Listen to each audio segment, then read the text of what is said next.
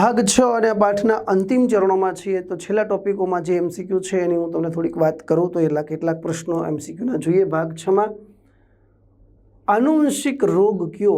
આપણે આમાંથી આનુવંશિક રોગ કયો એનો મતલબ કે પેઢી દર પેઢી ચાલતો આવતો હોય એવો રોગ કયો? તો માયસ્થેનિયા ગ્રેવિસ જે આનુવંશિક છે, બાકી કોઈ આનુવંશિક રોગ નથી. સ્વપ્રતિરક્ષા રોગ કોણ? સ્વપ્રતિરક્ષા એટલે આપમેળે જ આપણું જ શરીર આપણા માટે રોગ માટે જવાબદાર બનતો હોય તો એ પણ માયસ્થેનિયા ગ્રેવિસ છે. ઓસ્ટિયોપોરોસિસ અસ્થિ સુષુરતા માટે અસંગત છે. ઉંમર વધતા સાથે થતો રોગ છે, બરાબર. અસ્થિ દ્રવ્ય ઘટતું જાય છે નહીં, આ સંગત બને. ફ્રેક્ચરની શક્યતા વધે, સાચું. એસ્ટ્રોજનનું પ્રમાણ આનું કારણ બને છે, બરાબર. અસ્થિ દ્રવ્ય ઘટતું જાય એ પણ સાચું બનશે, આ પણ સાચું બનશે. અસંગત કીધું છે ને, તો એસ્ટ્રોજનનું ઘટતું પ્રમાણ આવે, વધતું નહીં, ઘટતું પ્રમાણ. ઓકે, તો અસંગત બને છે ડી.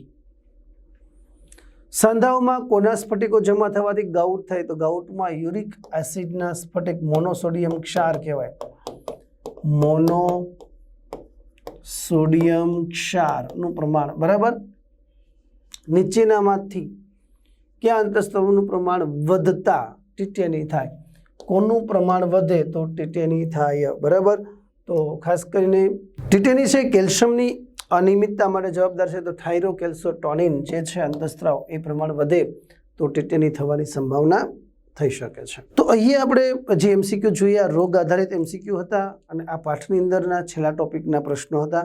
તો તમે અહીંયા જોઈ શકો છો, બરાબર. મોટાભાગના ટોપિકના આપણે એમસીક્યુ જે ભાગ વાઇઝ આપણે વાત કરી એટલે તમને આઈડિયા આવી શકે છે. ઓકે, તો અહીંયા આ પાઠના એમસીક્યુ તમારી સાથે મેં ખૂબ જ સરળતાથી સમજાવવાનો પ્રયત્ન કર્યો છે.